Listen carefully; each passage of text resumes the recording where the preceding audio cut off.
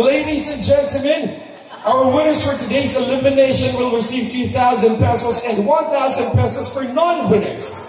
Ladies and gentlemen, here we go. Nasa akin na po ang resulta ngayong hapong ito.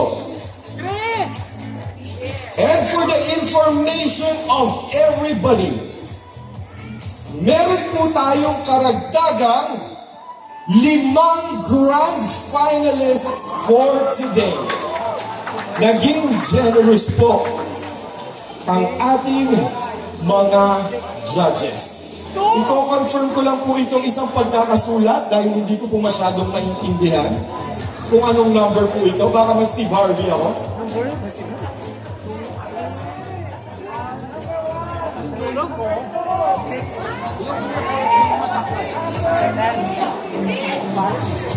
Here we go!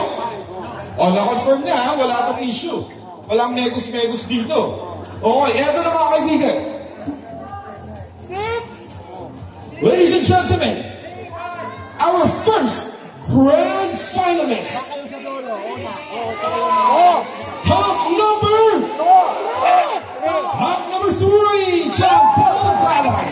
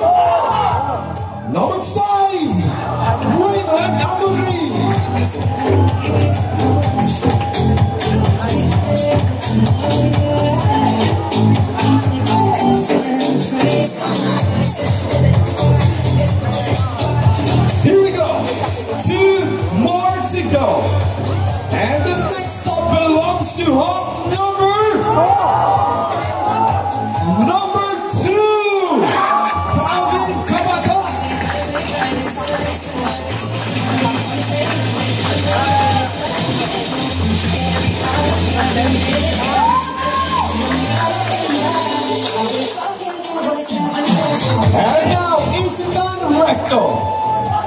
The last spot belongs to...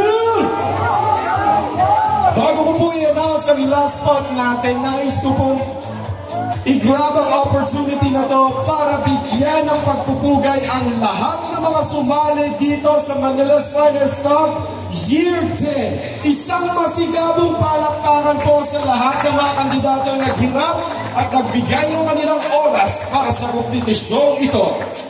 Gentlemen, the journey doesn't end here, but of course, we shall continue with your personal journey. Here we go. Our last grand finalist is